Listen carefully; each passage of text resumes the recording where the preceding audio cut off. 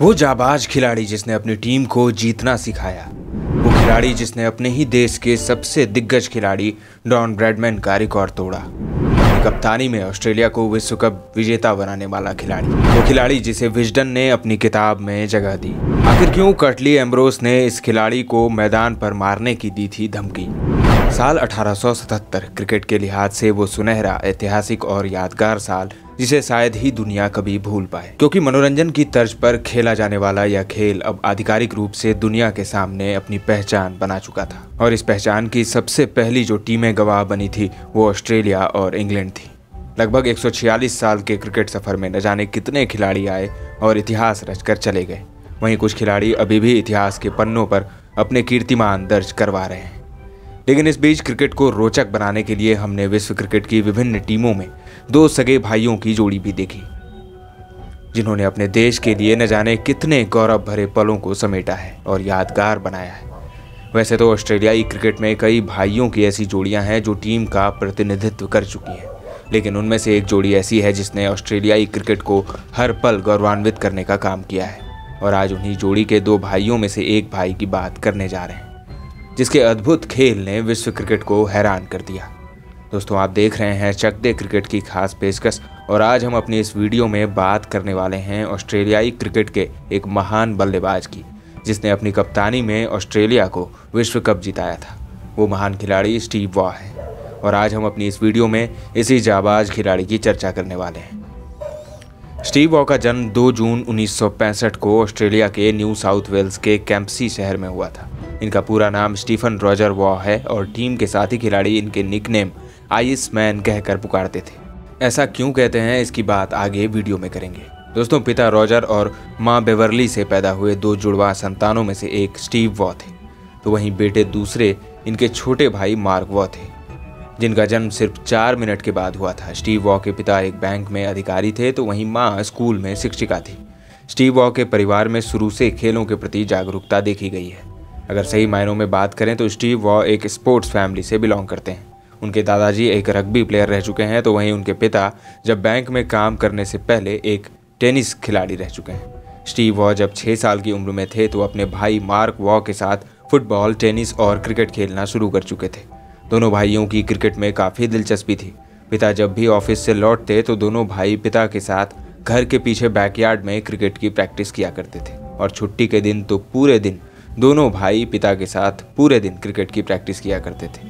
Steve Waugh का ध्यान सिर्फ क्रिकेट पर ही नहीं था, वो फुटबॉल भी खूब खेलते थे। यही वजह थी कि स्कूली दिनों में उन्होंने फुटबॉल खेलते हुए अपनी टीम को कई ट्रॉफियां भी जितवाई थी।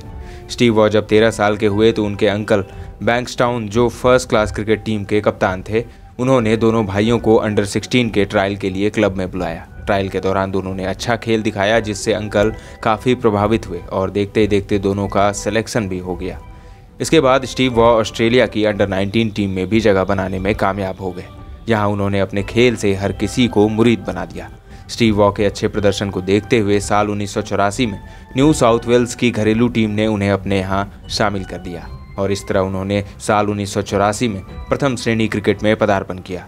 शेफील्ड शील्ड के फाइनल मैच में स्टीव वॉ ने निचले क्रम पर बल्लेबाजी करते हुए शानदार 71 रनों की पारी खेली थी। उनके इस किफायती पारी की बदौलत न्यू साउथ वेस्ट ने यह मैच जीत लिया था। स्टीव वॉ इस दौरान अच्छी बल्लेबाजी तो कर ही रहे थे, साथ ही गेंद से भी वो अच्छा कर रहे थे और सभी को प्रभावित कर रहे थे। करीब 10 प्रथम श्रेणी मैचों के बाद ऑस्ट्रेलिया के नेशनल क्रिकेट टीम के चयनकर्ताओं की नज़र उन पर पड़ी। मज़ेदार बात तो ये थी कि वो स्टीव वॉ के खेल से इतने प्रभावित हुए कि वो स्टीव वॉ को टीम में जल्द से जल्द शामिल करना चाहते थे, और यही हुआ भी। साल 1985 में भारत के खिलाफ होने वाली टेस्ट सीरीज के लिए स्टीव वॉ को टीम में शामिल कर लिया गया, जिसके बाद 26 दिसंबर 1985 को भारत के खिलाफ सीरीज के दूसरे टेस्ट में अपने टेस्ट करियर का आगाज कर दिया। उस दौर में स्टीव वॉ ऑस्ट्रेलियाई क्रिकेट के 335 नंबर के खिलाड़ी बने थे। स्टीव वॉ डेब्यू मैच में तो कुछ खास कमाल नहीं कर सके, लेकिन उनके बल्ले से पहली पारी में 13 तो दूसरी पारी में सिर्फ 5 रन ही आए थे। वहीं गेंदबाजी के दौरान स्टीव वॉ ने 2 विकेट भी झटके थे, लेकिन इसके बाद उन्हें आगे के मैचों में नहीं खिलाया गया। इसी साल न्यूजीलैंड के दौरे पर जाने वाली ऑस्ट्रेलियाई टीम में एक बार फिर से स्टीव वॉ को शामिल कर लिया गया। उन्होंने अपने चौथे टेस्ट मैच में न्यूजीलैंड के खिलाफ पहली पारी में 74 रन बनाए और फिर इसके बाद 4 विकेट लेकर अपने हुनर का परिचय दिया। स्टीव वॉ की 74 रनों की पारी भले ही शतक में तब्दील ना हुई हो, लेकिन उनकी इस पारी से हर कोई प्रभावित था और यही वजह थी कि उन्हें अब वनडे टीम में भी शामिल करने की होड़ मच गई थी। 1986 में बेंसन एंड हेड्स ट्रॉफी में न्यूजीलैंड के खिलाफ स्टीव वॉ फिर से टीम में शामिल हुए और इस तरह 9 जनवरी 1986 को न्यूजीलैंड के खिलाफ उन्होंने अंतर्राष्ट्रीय वनडे क्रिकेट में डेब्यू किया। डेब्यू मैच स्टीव वॉ के लिए काफ़ी निराशाजनक रहा क्योंकि बारिश की वजह से स्टीव वॉ अपना करिश्मा दिखाने में नाकामयाब रहे। लेकिन इसी सीरीज के दूसरे मैच में भारत के खिलाफ बल्ले और गेंद दोनों से कमाल दिखाते हुए स्टीव वॉ ने पहले बल्ले से 40 रन बनाए, उसके बाद 2 विकेट भी झटके। इतना ही नहीं, ऑस्ट्रेलिया की जीत पर महत्वपूर्ण भूमिका निभाई।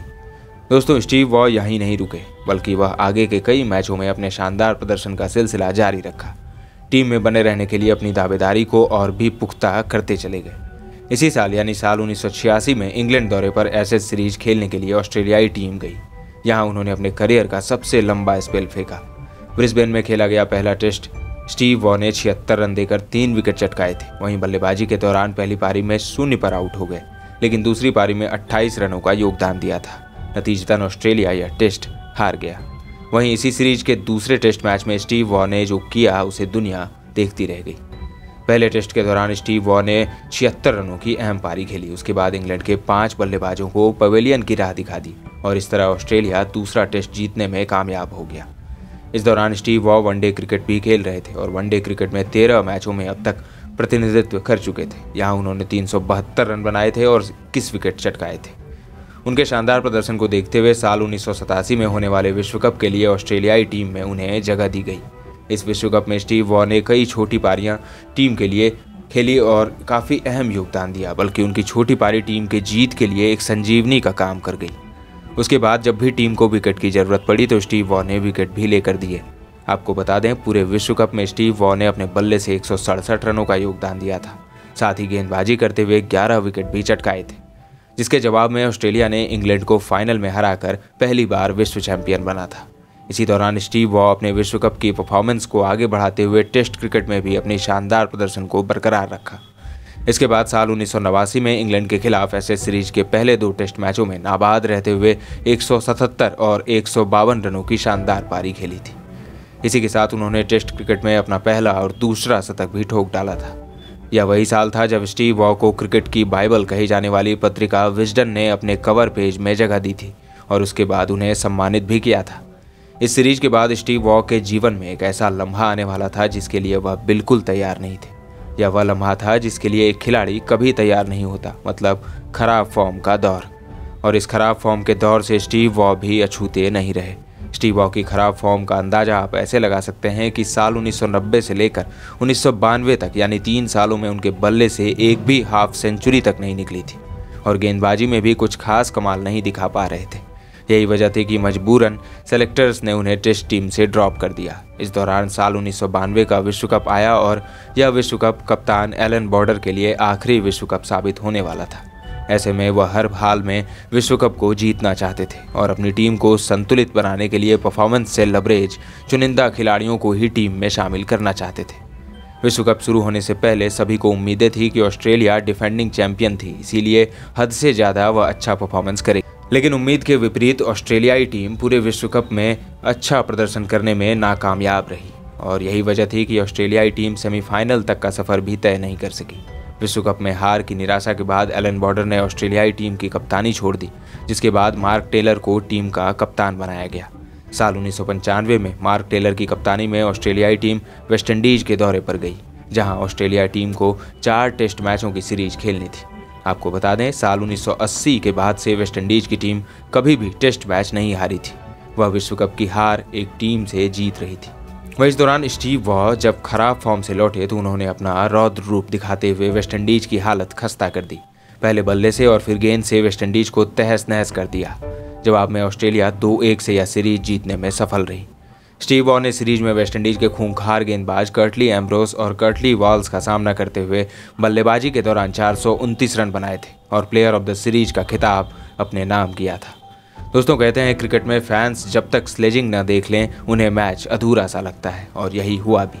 इसी टेस्ट सीरीज के तीसरे टेस्ट में कर्टली एम्ब्रोस और स्टीव वॉ के बीच एक तीखा टकराव देखा गया, जहां एम्ब्रोस ने स्टीव से कहा था, मैं तुझे मैदान पर ही मारूंगा, लेकिन बाद में विवाद खत्म हो गया। इसके बाद साल 1996 में बेंसन एंड हेड्स कप में श्रीलंका के खिलाफ नाबाद 102 रनों की अद्भुत और अविश्वसनीय पारी खेली थी, और इसके साथ वह लंबे समय के बाद वनडे क्रिकेट में पहला शतक जमाने में कामयाब रहे। स्टीव वॉ कितने परिपक्व हो चुके थे, इसका सबूत वो गेंदबाजी बल्लेबाजी को लीड करने के बाद दिखा चुके थे। यही वजह थी कि साल 1996 मार्क टेलर के संन्यास के बाद ऑस्ट्रेलियाई क्रिकेट बोर्ड और चयन समिति ने स्टीव वॉ को टीम की कमान सौंप दी। इसके बाद अपनी कप्तानी में स्टीव वॉ ऑस्ट्रेलियाई क्रिकेट टीम को एक नए तरीके से निखारने का काम किया। यह उनकी टीम लीडिंग का ही नतीजा था कि Adam Gilchrist, Ricky Ponting, Shane Warne और ग्लेन मैकग्रा जैसे साधारण खिलाड़ी एक महान खिलाड़ी बन सके।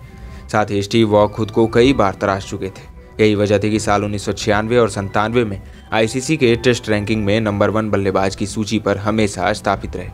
शानदार प्रदर्शन करने के बाद साल 1999 के विश्व कप में स्टीव वॉ ने टीम को लीड किया। विश्व कप से पहले ऑस्ट्रेलियाई अखबारों और मीडिया में चर्चा थी कि ऑस्ट्रेलिया विश्व कप के सेमीफाइनल में भी जगह नहीं बना पाएगी, और कई पूर्व खिलाड़ी तो स्टीव वॉ को कप्तानी देने से नाराज थे। लेकिन हुआ ठीक इसके विपरीत। पूरे विश्व कप में ऑस्ट्रेलिया ने साल 1987 के प्रदर्शन को दोहराते हुए 1999 के विश्व कप में न सिर्फ अच्छा प्रदर्शन किया बल्कि फाइनल में भी पहुंची, जहां स्टीव वॉ ने अपनी कप्तानी में ऑस्ट्रेलिया को चैंपियन भी बनाया। इसी विश्व कप के एक मैच में साउथ अफ्रीका के खिलाफ ऑस्ट्रेलियाई टीम बहुत मुश्किल परिस्थितियों में नजर आ रही थी। ऐसा लग रहा था टीम हार के दरवाजे पर खड़ी है, लेकिन स्टीव वॉ ने अहम मौके पर नाबाद 120 रनों की शानदार पारी खेलकर न सिर्फ टीम को बचाया बल्कि विश्व कप के सेमीफाइनल में पहुंचाया। और यहां सेमीफाइनल में फिर से साउथ अफ्रीका के सामने ऑस्ट्रेलिया की टीम थी। यह semifinal match low scoring match था, लेकिन इस मैच में भी 56 रनों की अहम पारी स्टीव वॉ ने खेली थी, और उनकी इस पारी की बदौलत ही ऑस्ट्रेलिया फाइनल में पहुंच गया था। फाइनल मैच में ऑस्ट्रेलिया के सामने साल 1992 की विश्व चैंपियन पाकिस्तान थी। इस फाइनल मैच को शेन वॉर्न, ग्लेन मैकग्रा और खुद स्टीव वॉ ने एक तरफ बना दिया था। इसके बाद ऑस्ट्रेलिया ने यह मुकाबला 8 विकेट से जीतकर दूसरी बार विश्व चैंपियन का खिताब अपने नाम किया था। स्टीव वॉ ने कप्तानी पारी खेलते हुए 398 रन बनाकर हाईएस्ट स्कोरर भी रहे। विश्व कप में शानदार प्रदर्शन को देखते हुए उन्हें टेस्ट की कप्तानी की जिम्मेदारी भी सौंपी गई, और यहीं से ऑस्ट्रेलिया का दबदबा टेस्ट क्रिकेट में भी शुरू हो गया। स्टीव वॉ में एक काबिलियत थी कि कप्तानी के दबाव में उन्होंने कभी अपनी परफॉर्मेंस को गिरने नहीं दिया। ये वही दौर था जब ऑस्ट्रेलिया ने अपनी टीम को विश्व की सबसे मजबूत टीम बना दिया था, जो लगातार नए रिकॉर्ड कायम कर रही थी। दोस्तों, इसी दौरान स्टीव वॉ ने लगातार 16 टेस्ट मैच जीतने का अद्भुत कारनामा किया था। दोस्तों, 2002 तक आते आते स्टीव वॉ अपने करियर के अंतिम पड़ाव में आ चुके थे। इसी दौरान ऑस्ट्रेलियाई क्रिकेट बोर्ड ने साल 2003 के विश्व कप को ध्यान में रखते हुए स्टीव वॉ को वनडे क्रिकेट से ड्रॉप करके रिकी पॉन्टिंग को टीम की कमान सौंपी, जिसके बाद स्टीव वॉ काफ़ी नाराज भी हुए।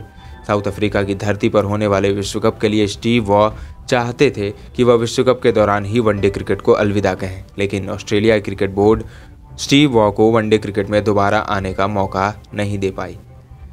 लेकिन वहीं दूसरी तरफ स्टीव वॉ का टेस्ट क्रिकेट में रन बनाने का सिलसिला जारी रहा। साल 2003 में वेस्टइंडीज के खिलाफ शानदार 115 रनों की पारी खेलने के बाद उन्होंने सर डॉन ब्रैडमैन के 29 शतकों के रिकॉर्ड को तोड़ दिया था। स्टीव वॉ भले ही अपने करियर के अंतिम पड़ाव में थे, लेकिन उनके बल्ले की धार अभी भी कम नहीं हुई थी, और लगातार एक के बाद एक सीरीज में अपने बल्ले से कहर बरपा रहे थे। वहीं दूसरी तरफ युवा खिलाड़ियों को मौका देने की तरजीह को आगे बढ़ाते हुए स्टीव वॉ ने संन्यास लेने का प्लान बना लिया था, और कुछ ऐसा ही हुआ। इसी साल 2003-04 में बॉर्डर गावस्कर के घरेलू सीरीज में भारत के खिलाफ सीरीज खेलकर इस महान खिलाड़ी ने क्रिकेट को हमेशा के लिए अलविदा कह दिया। अब बात करते हैं महान खिलाड़ी स्टीव वॉ के क्रिकेट करियर पर। स्टीव वॉ ने अपने टेस्ट करियर में 168 मैच खेले, जिसमें 51 की शानदार औसत से 32 शतक और 50 अर्धशतक की बदौलत 10,927 रन बनाए। वहीं 325 वनडे मैचों में महज 3 शतकों के साथ 7,569 रन।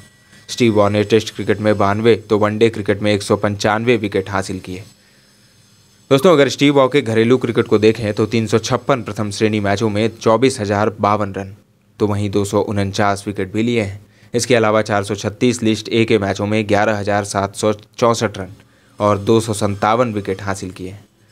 दोस्तों, स्टीव वॉ जैसे महान ऑलराउंडर खिलाड़ी ने हर मैच और सीरीज में अपने देश व टीम के लिए जान लगाकर नए कीर्तिमान हासिल किए हैं। दोस्तों, आपको इस महान खिलाड़ी का क्रिकेट करियर कैसा लगा, आप हमें अपनी राय वीडियो में कमेंट करके बता सकते हैं। ऐसे इंटरेस्टिंग वीडियो और खबरों के लिए बने रहें हमारे साथ। अगले अंक में मिलेंगे एक और खिलाड़ी के साथ, एक और स्टोरी के साथ। अभी दीजिए इजाज़त। धन्यवाद।